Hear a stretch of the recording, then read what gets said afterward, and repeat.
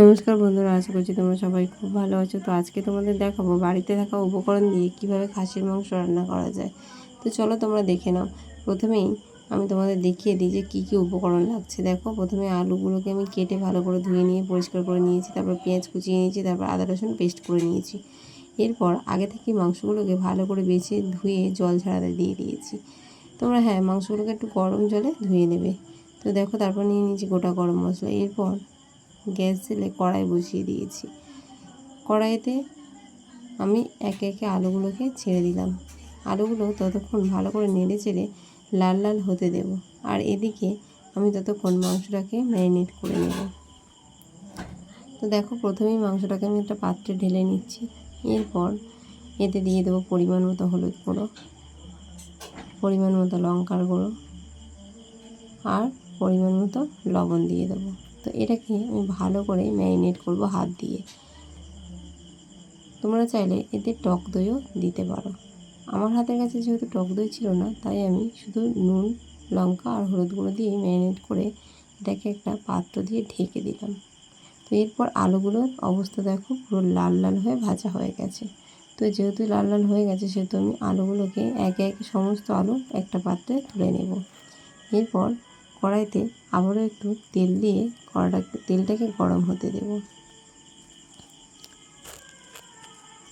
এরপর আমি তাতে দিয়ে দেবো শুকনো লঙ্কা আর দারচিনি, এলাচ আর লবঙ্গ। এগুলো একটু ভাজা হয়ে গেলে তাতে দিয়ে দেবো পেঁয়াজ কুচিগুলো। সমস্ত পেঁয়াজ কুচি আমি এতেই দিয়ে দেবো।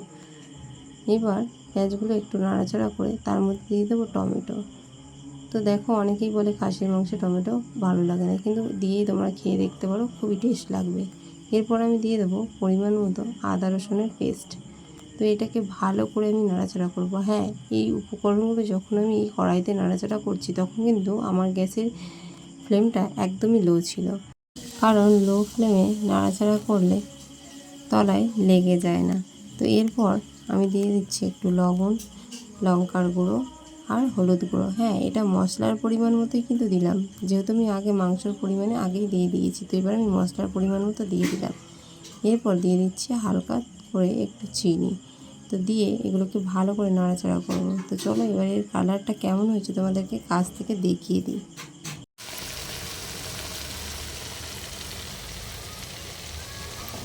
তো তোমরা দেখতে পাচ্ছ গ্রেভিটার কালারটা কত সুন্দর এসছে।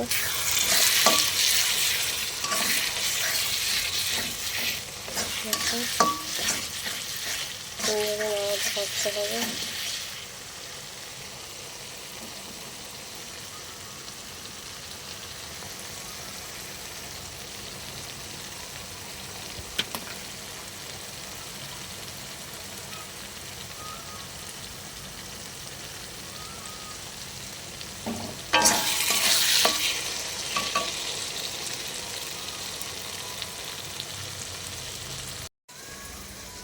দিয়ে দেখো, আমার 10 মিনিট হয়ে গেছে। এবার আমি ঢাকাটাকে খুলবো।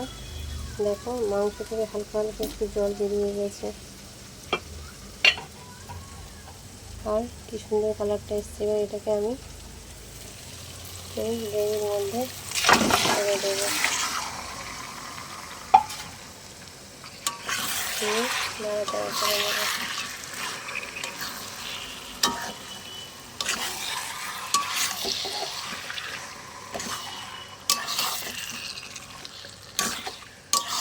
একটু ভালো করে নাড়াচাড়া করে আমি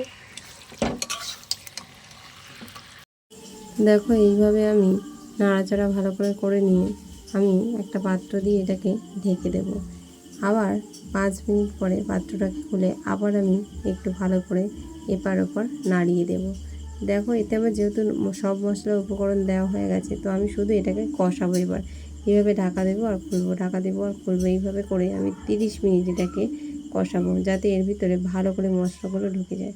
আর তোমরা তো দেখলেই আমি একদিকে আঁচে জল বসিয়ে দিয়েছি। তো জলটা যখন টকবক করে ফুটবে, তখন আমি সেই জল এতে দিয়ে দিচ্ছি। দেখো, এবার আমি পরিমাণ মতো এতে জলটা দিয়ে দেবো। আমার গ্যাসের ফ্লেমটা কিন্তু লোই থাকবে। যেহেতু আমি এটা প্রেশার কুকারে দিচ্ছি না, সেহেতু আমি এটা লো ফ্লেমে 30 মিনিট আবার এটাকে ভালো করে ফোটাবো। কিন্তু এটা ঢাকা দিয়ে আর ধিমি আঁচেই কিন্তু এটা করতে হবে। এটা কিন্তু বেশি আঁচে দিলে হবেই না, এটা যেহেতু আমরা কড়াই করছি। এরপর আমি এর মধ্যে আলুগুলো দিয়ে দিলাম, দিয়ে আলুগুলোকে ভালো করে আমি ডুবিয়ে দিলাম যাতে আলুগুলো সিদ্ধ হয়ে যায়। তো চলো এবার আমি এটাকে ঢাকা দিয়ে কিছুক্ষণের জন্য গড়ে আসি, আবার কিছুক্ষণ পরে তোমাদের সঙ্গে দেখা হবে। তো দেখো আমার 30 মিনিট হয়ে গেছে, আমি ঢাকাটাকে খুলে নিয়েছি। দেখো রসটা অনেকটাই মরে গেছে আর আলুগুলোও সব সিদ্ধ হয়ে গেছে, মাংসগুলোও সিদ্ধ হয়ে গেছে। তো আমি দুটো আলু এর মধ্যে ভালো করে ঘেঁটে দিলাম, দিয়ে একটা গরম মশলা দিয়ে ভালো করে নাড়াচাড়া করে নিলাম। এখনও কিন্তু আমার গ্যাসটা আমি অফ করিনি, গ্যাসটা কিন্তু ধিমি আঁচেই ফুটছে।